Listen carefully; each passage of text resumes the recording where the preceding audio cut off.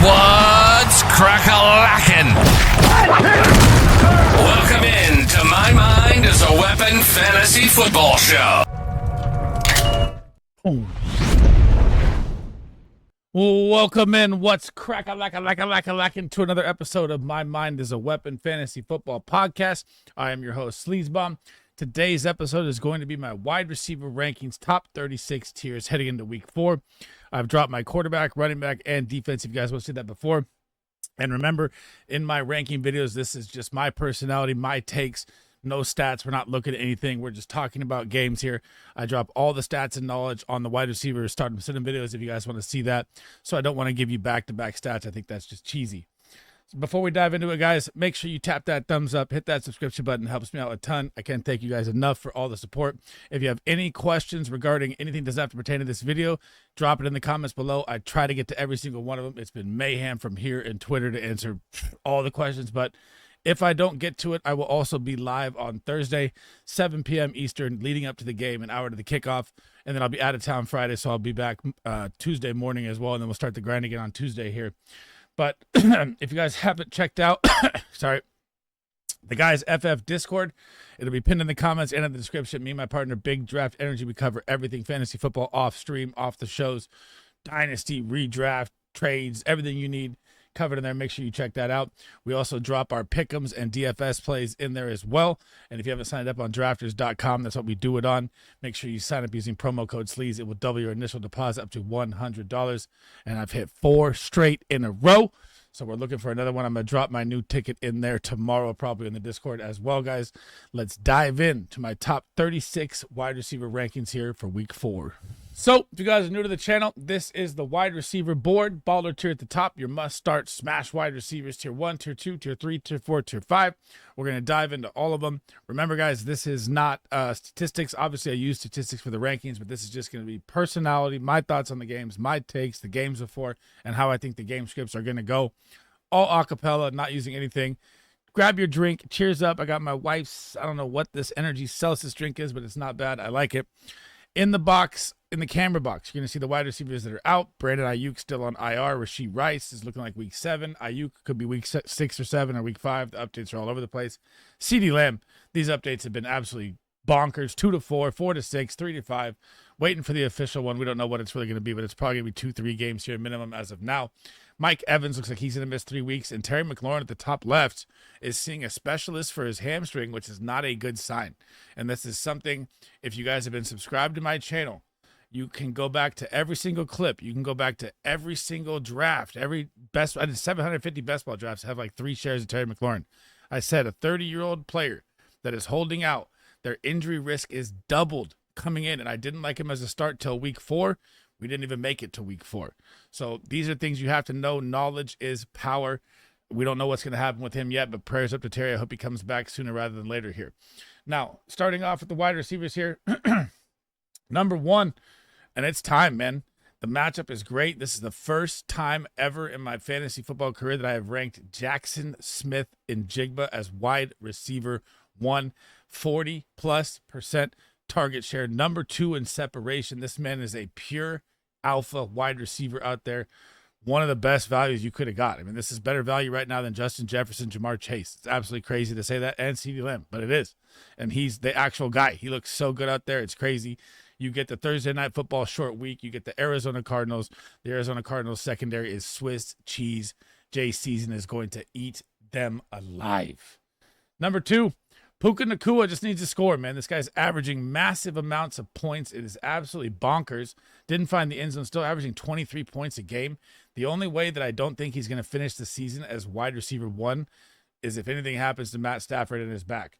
But we also got a little news here, and I just saw it on my phone here recently, is that Devontae Adams had a little hamstring hiccup today, which don't have any news on it yet. I guess it's just tightness or soreness, so make sure you're paying attention to that.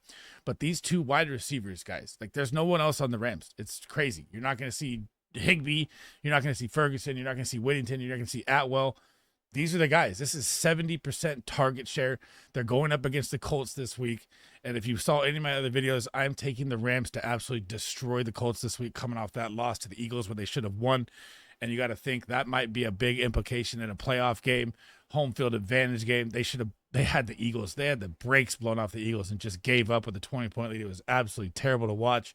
And they and they are going to be angry, and they are going to get after the Colts this week. And I like the 3.5 over. It's one of my favorite bets, by the way. Moving on to number 3 here. My guy, Garrett Wilson. I don't think there's a content creator on planet Earth that was higher on Garrett Wilson than me, and you're seeing it come to life now. And it doesn't even matter who his quarterback is. Tyrod Taylor, Justin Fields. He's going to have 170-plus targets. There is no competition around him with Josh Reynolds or Arian Smith or Alan Lazard. Doesn't matter.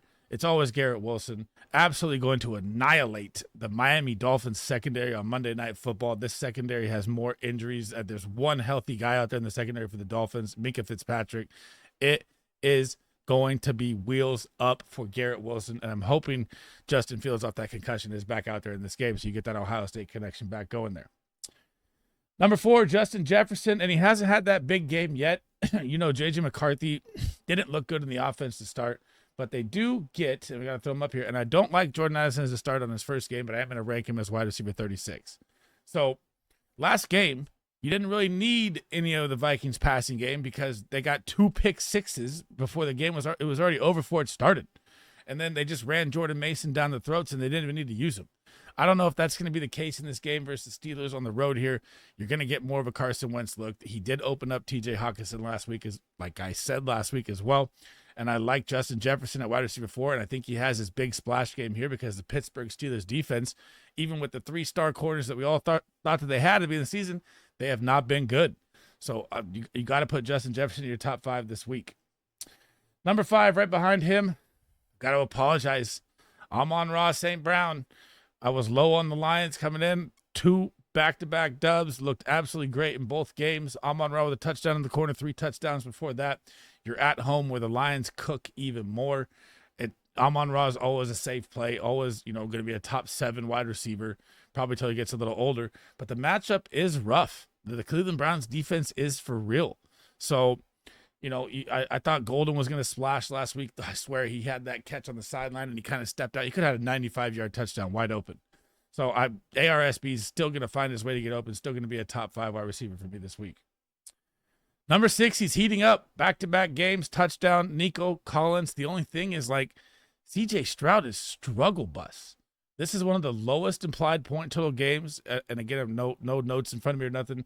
I think it's 39. It's 0-3 Titans, 0-3 Texans. They need to win this game. And Nico Collins is going to have to be the focal point of this offense, even though you saw Christian Kirk get 8 targets last week. And they said that he's a security blanket, which he looked like in his first game back in limited snaps. So that was a good sign there. But, man, they have no run game. It's Nick Chubb. Their offensive line is terrible.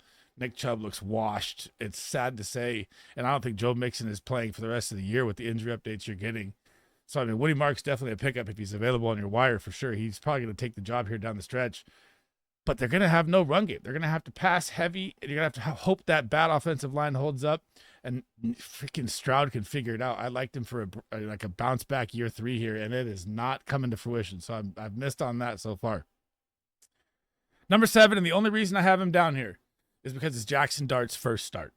We all want to see Jackson Dart. We're all excited, but they're throwing him out there versus the Chargers. I've tweeted it. I've said it in a couple videos already. I'm like, they should have waited for week 5 for the Saints.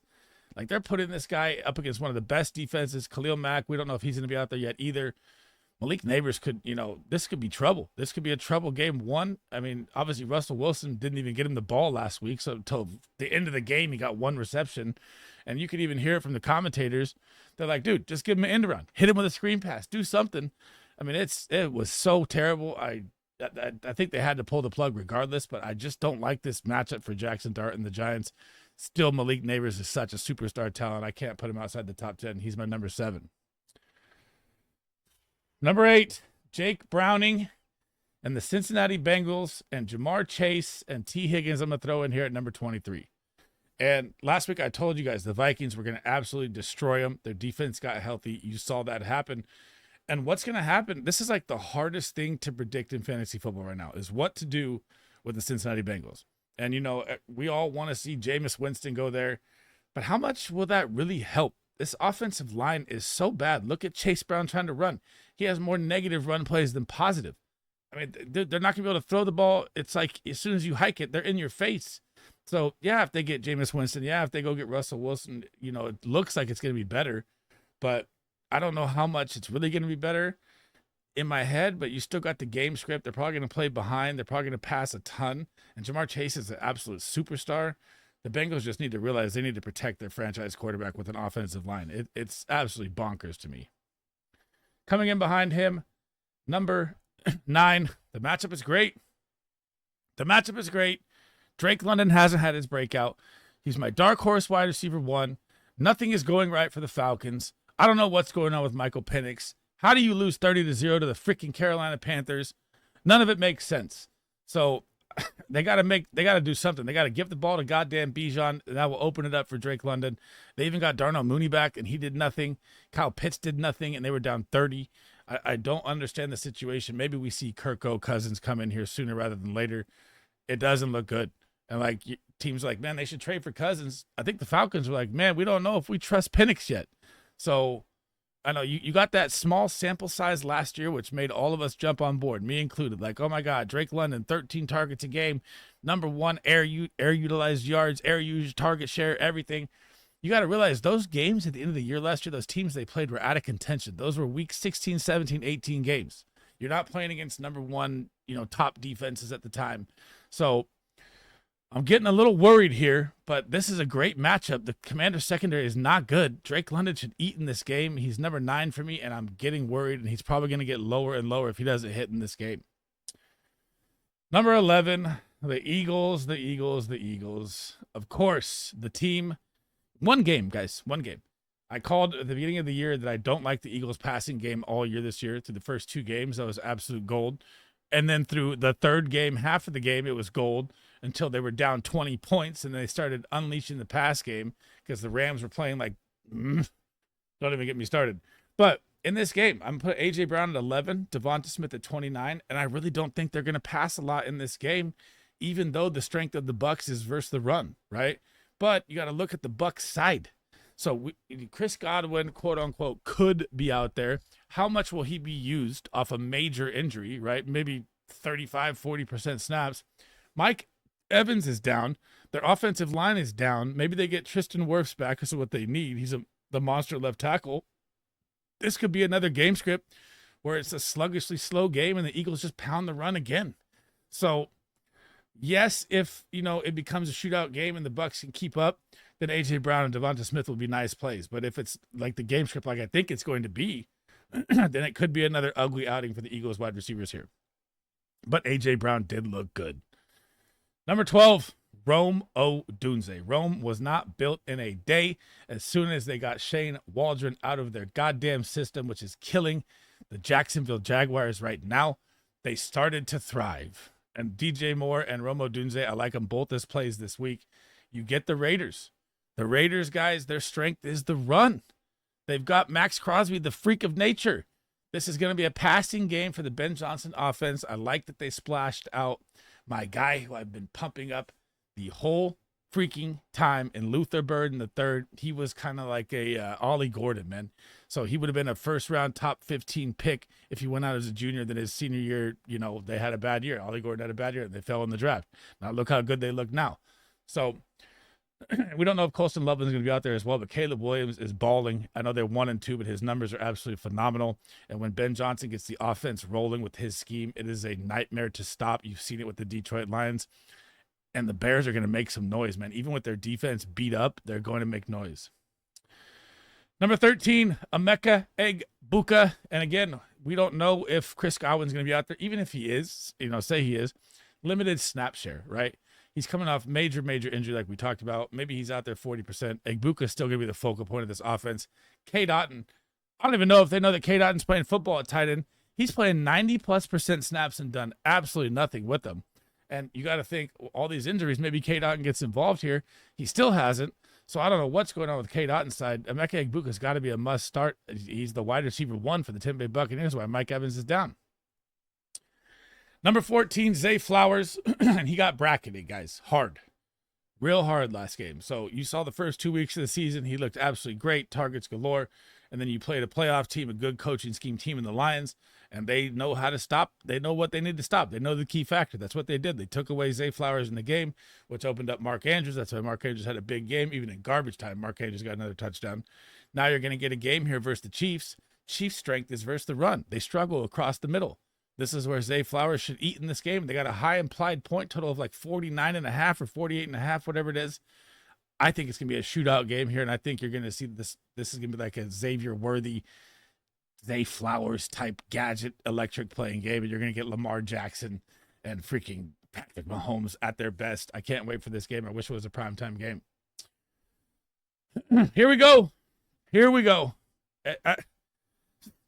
I said it last week, man. I was like, if he does it again, you got me. You know, fool me once, fool me twice. That fooled me 3 times, man. Quentin Johnston is getting more separation than Malik Neighbors. His yards per route run, target per route, everything is at the top of the league. He is dominating Patrick Surtain last week. This is probably the steal of the draft as of right now. And we even got to throw up the rest of them. And here's the crazy part. Keenan Allen's going to come in at number 2 behind them at 24. And Ladd McConkey's going to come in at wide receiver 32 that was drafted in the 2nd round. Ladd McConkey is not getting red zone looks. He's not the deep ball threat that Quentin Johnston is. He's the gadget guy underneath. Not a good look for the drafters of Ladd McConkey right now because Quentin Johnston looks way better, more athletic, bigger body. Keenan Allen, I mean, the red zone guy, Keenan Allen, wide receiver 7, Quentin Johnston, wide receiver 6, I believe. This passing offense is insane. And now you got Amari and Hampton letting loose with Najee Harris injury. They have a bolstered offensive line. You get the New York Giants on Monday Night Football with Jackson Dart. They're not going to let Jackson Dart spoil their 3-0 run, I don't believe. And if he does, man, it's going to go absolutely bonkers in New York. If Jackson Dart pulls off the dub, talk about putting a man on a pedestal if he wins that game against the Chargers. But I'm going to put Quentin Johnston at 15 because he's earned it. And I'm going to put Keenan Allen at 24 and Ladd McConkey at 32. You can flex all of these wide receivers with this offense. Number 16, and this one's kind of hairy. And I mean like hairy, like it's like a hairy one. Like I don't really believe that with CeeDee Lamb out, that George Pickens is going to just automatically shoot up the board because he's not a real wide receiver 1 zone beater. You know, he's more of a jump ball, electric, vertical type wide receiver. And his strength that was going to help him was having CeeDee Lamb take the double team away. Now they're going to worry about Pickens and Ferguson and no double team on CeeDee Lamb. It's going to draw more attention to him. You're playing the Green Bay Packers in a Micah Parsons revenge game. I'm going to put him at 16. He's got touchdown upside, but I'm kind of, it's like I got to put him there because CeeDee Lamb's out, but I really don't love it. But he can score in this game for sure. Number 17, you got to start this guy no matter what. Courtland Sutton gets the Cincinnati Bengals on Monday Night Football. The Cincinnati Bengals are going to have Jake Browning, who just threw 2 pick sixes against the Minnesota Vikings last week. 3 interceptions, I believe, the game before that. This quarterback is not, he's so panicked behind that offensive line. I do not believe that he is a bad quarterback by any means. I just believe that it's like, I don't want to die type situation when he hikes it because he's just got to throw it up to save his life. Like the Denver Broncos are going to get the ball here at will against the Bengals in this game. Courtland Sutton, the Bengals defense has nothing in the secondary. He should absolutely feast in this game. I like him for anytime touchdown at wide receiver number 17. One last dance, baby. This is it. This is literally it. And I'm so pissed because I was so high on Travis Hunter and I didn't read between the lines. I did not see Shane Waldron was part of the passing scheme. And you could look up all the sites and everybody that's blowing up the Jaguars, even though they're 2-1. It's not been good. And Parker Washington had 11 targets last week. Parker Washington. And then there's a stat that Parker Washington with Trevor Lawrence gets 30% of the target share when they're out there together. What are we talking about here? Get the ball to your superstar BTJ. Get the ball to Travis Hunter. Figure out the scheme. I know they're 2-1. And I feel like fantasy football wise right now, the only thing we can hope for is that the Jaguars start losing. And that will change. You know, maybe they'll make some coaching changes or something because this offense, even though they're 2-1, it looks absolutely terrible. And this is not a good look. You get the 49ers. You have no Nick Bosa. Pressure will be less. BTJ should have more time to get open. Our secondary is not great. We're super young. Every draft pick in the draft was used on rookies because we had to, get rid of everybody for salary cap reasons. and Michael Williams may not play too. This should be like where I love BTJ and I love the Jags. I just don't trust Trevor Lawrence. I don't trust this offense. I'm going to say it, one last dance with him. This is the last start I'm going to throw BTJ on here for, and he could end up being one of the biggest busts in the second round of fantasy football. It looks really, really bad. Number 19, the hamstring scare is over. Ted McMillan is going to be playing. Everyone can relax on Twitter. He's out there for the game. Now, the thing you got to realize here is you're going Patriots at Foxborough. Now, they didn't put Christian Gonzalez, their superstar corner, on IR. And we're heading into week 4. And I haven't seen the update yet. So, if you guys want to drop it in the comments, or I'll drop it in there for if you guys need as the week goes on here. If he's out there, he's a superstar lockdown corner. He's going to teach a rookie a lesson real quick. I mean, Ted McMillan had AJ Terrell out last week. It didn't even do that well for the Panthers, but they didn't really have to pass because they're up 30-0. So it was a different game script. Now, if Christian Gonzalez isn't out there, then they should have just put him on IR, to be honest. But if he's not out there, then I'm going to like Ted McMillan more. I'd probably put him up to like 15, 16 George Pickens range. The connection's growing with Bryce Young. Xavier Legette, we don't know if he's going to be out there yet. Hunter Renfrow had that one game. I don't trust Hunter Renfrow. And Coker will be back next week, which will help them as well. Ted McMillan should be a feast play this week. Just depends on the update of Christian Gonzalez for me. Number 20, Tyreek Hill, still holding fantasy value. 100 yards week 2, got a touchdown week 3, kind of garbage time at the end. Jalen Waddle coming off injury, got the touchdown last week as well. This is your kind of last, I don't want to say last dance, but this is your last hurrah here for the Dolphins. I believe if they go 0-4, Mike McDonald will be fired right on the spot. He'll be the first head coach fired this year, and they will start to tear this thing down, and you'll see Tyreek probably traded, which is why you want to try and acquire Waddle right now, in my opinion, because I don't think Tyreek can stay on the Dolphins if they lose this game. And I don't think Mike McDaniels will be the head coach if they lose this game either. But you get the Jets. It's a good matchup. You still have Sauce Gardner, who I think is kind of overpaid.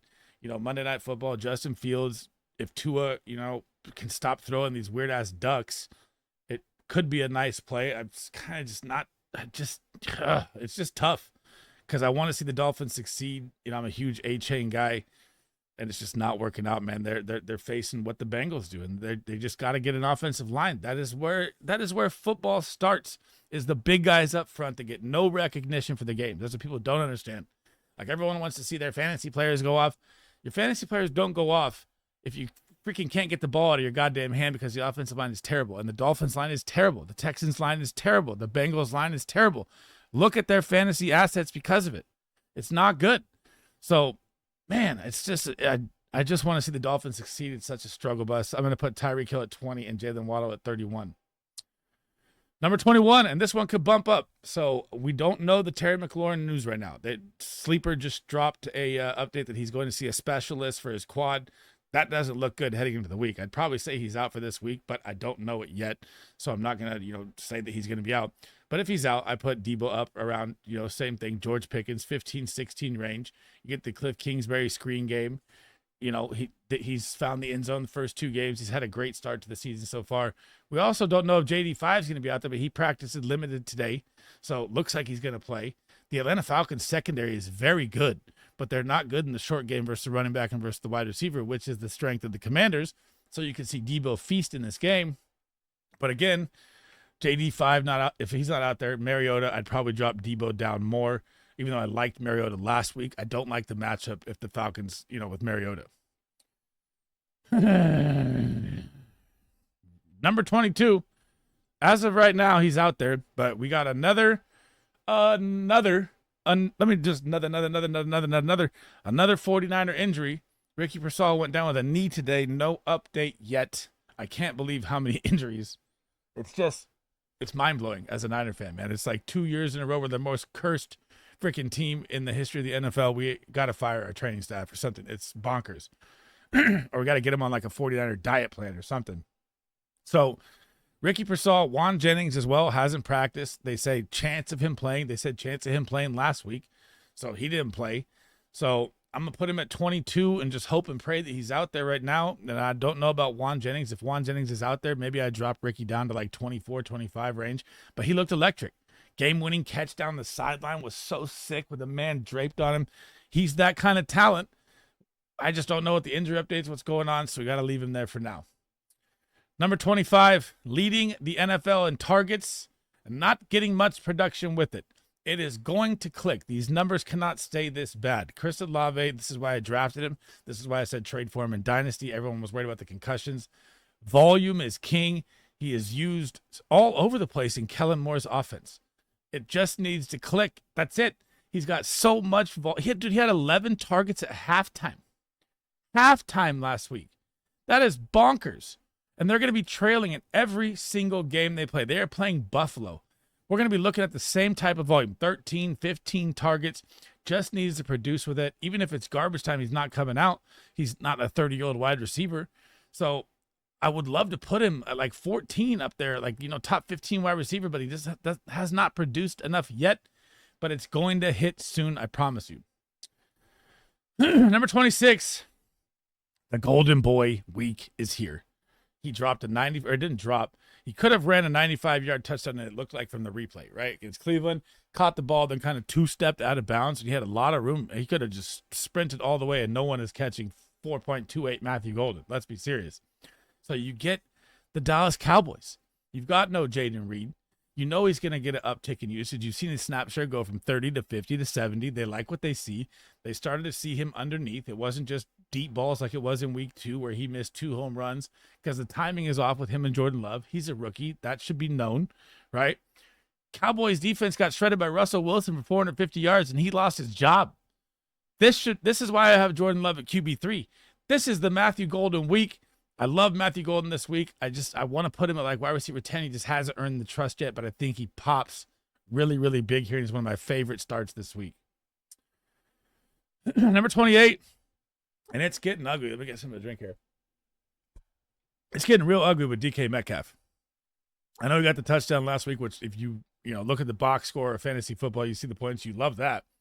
But he has got the league worst 0 separation out of every wide receiver in the NFL. He ranked dead last. They've got to scheme up a different system. Arthur Smith, this is why you just stay away from Steelers players, man. His offensive coordinated scheme is so terrible. I know they're 2-1, and that's fine because their defenses can keep them in games. And the Patriots fumbled away 4 freaking turnovers last game to give them the win. But DK Metcalf is not looking good with Aaron Rodgers. Like, I thought he would get peppered with 10 targets a game. It hasn't been that at all. Hoping they can turn it around. Hope they see what I'm saying. I mean, Steelers, tune in, man. It's been really bad for DK. I can't trust him anywhere above 28, not more than a flex play wide receiver for me right now. Number 30, I thought it was going to be Josh Downs. It's not. Shout out to Big Jeff Energy on that one. Josh Downs obviously had the injury. He's played 2 games of 50% snaps. Not great. Maybe his usage comes up. He is the better per route run wide receiver than Michael Pittman. He obviously doesn't have the 6'4" frame size. And Indiana, Danny Dimes Jones has looked pretty damn good through 3 games here. But you're getting the Rams here. And I know he scored last week, and he scored, balling through 2 guys. It was just solid to see him score on that play. I just, the passing volume will be here because I do think the Colts will get smashed in this game. But I think the Rams defense is just going to be so good in this game. I'm keeping him at wide receiver 30, still as a flex play, but it's not like a high-end flex play for me this week because I'm riding with the Rams here off that bad loss. Number 33, Xavier Worthy. And this one is like the scariest of all the wide receivers to play this week. The matchup, absolutely beautiful, right?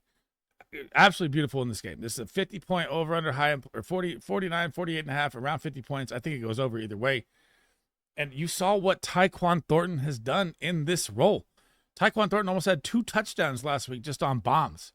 Imagine Xavier Worthy on these bombs, but the scary thing is what if he takes a hit to that shoulder with his small frame, right? That arm was dangling in week 1 after the first play when Travis Kelce ran him over. He's not a big body guy. What if they hit him across the middle? You don't think these defenders are going to target that shoulder? And the Ravens that are 1-2 and the Chiefs that are 1-2, they are 100% going to be looking to knock Xavier Worthy out of this game. So this is a very scary play for me here, but he could absolutely pop too. So, it's like a teeter-totter. Is he going to make it through the game? He'll pop. If he doesn't, it's just scary. And I don't even officially know if he's out there yet. Actually, let me just pull up the noties right now. I haven't checked it, so let's find out together here while we're live, huh? Let's go Xavier Worthy. Okay. Full participant again. He did the same thing last week, though. So, yeah. For me, I don't really know yet, but I assume he's going to play. This is a big game. This is kind of like season on the line. 1-3. Do I think these teams could bounce back from 1-3 for sure? As soon as they get Rashee Rice back for the Chiefs, it's going to be wheels up. But Ravens can bounce back too from 1-3, but they don't want to be 1-3. This is a big, big game. I expect Xavier to be out there, but I'm tempering my expectations on his first game back, even though I love the matchup. 34, it pains me, man. So that they pulled the ripcord on Brian Callahan, the head coach, calling the offensive plays. So that's at least good news because Cam Ward and the Titans have looked absolutely terrible. Calvin Ridley's still getting volume. It's just not been good drawing up plays, not been good throws. They have had brutal matchup, guys, and they get another brutal matchup with the Texans. And if Stingley, if their superstar corner is out there, it's probably going to be another rough outing for Calvin Ridley. And he's going to be a buy low of mine either way afterwards. You don't panic on volume. Volume is what you chase. Calvin Ridley's still the wide receiver 1. He's going to start to see 8 to 10 targets as soon as they wake this offense up, and that's what you want. It's just hard to trust right now with him, so I have him at wide receiver 34. Last but not least, even though Addison is 35, and you guys tell me what you think. Is Marvin Harrison Jr. engaged in football? Because, I mean, I could have caught that 50-yarder wide open, man. And the connection is just not there again. And we were like, oh, my God. You know, the off season, Kyler and him are practicing. It's all coming together. It's massively huge. He hasn't had a game with over 6 targets, guys. 6. Dude, Trey Tucker's had back-to-back games with 17 targets. Trey Tucker. Like, what? They need to get this guy involved. They don't run any motion. They do not scheme up plays for him, right? It's like they're just burying his career right now, and I absolutely cannot stand it. But then, because it's not going so well, it seems like he's getting pissed off, and he's not really like a vocal guy. He's more like, keep it to myself, do my job, get it done. And he's kind of disengaged. And they were 2-0 in the game too. So if you want to start Marvin Harrison, that is up to you. I have him at wide receiver 35. You have a very, very tough matchup versus Seattle secondary, which is absolutely nasty. And I just don't know what to say, man. We're doing the same thing again here, and it absolutely sucks for everyone that drafted Marvin Harrison. I have him in a couple leagues as well, and I play it in 20 leagues. I don't have him in that many, but man, it's panic time. Boom. Thank you guys for rocking with me today. That is the end of the episode. That is my top 36 wide receiver rankings to help you guys win your matchups heading into week 4. Remember, again, if you have any questions, smash them in there. Before we head out, guys, make sure you tap that thumbs up, hit that subscription button, turn that bell on so you know when I'm live, so you know when the videos drop, so you don't miss anything. And again, I try to answer every single one of those questions. I will be live Thursday, again, 7 p.m. Eastern, out of town Friday, mom's 60th birthday, going to Vegas. So I won't be back till Tuesday. And I will answer all the questions for those of you in the Discord as well while we're out of town and stuff like that. And if you haven't checked it out, make sure you check it out. It's pinned in the comments and in the description of the video. The guys FF, me and Big Draft Energy. And then we're going to drop our pick'ems and our DFS plays in there as well. Make sure you sign up on drafters.com using promo code SLEAZE. It will double your initial deposit up to $100. And my tight end video will be next, guys. And that's all the rankings. I'm trying to get them all out today to you guys. And then if I have time tomorrow, we'll see how it goes because I got to go shopping and get a bunch of stuff for Vegas and get ready to go. I'm going to try and do top 5 buy low, sell high wide receivers and running backs tomorrow. So if I don't get to it, I don't get to it, but that is what is on the docket. And then that's it for me in this episode, guys. Thank you guys for listening. Thank you for all the support as always. And I'll catch you guys in the next episode. Sleaze Bomb out.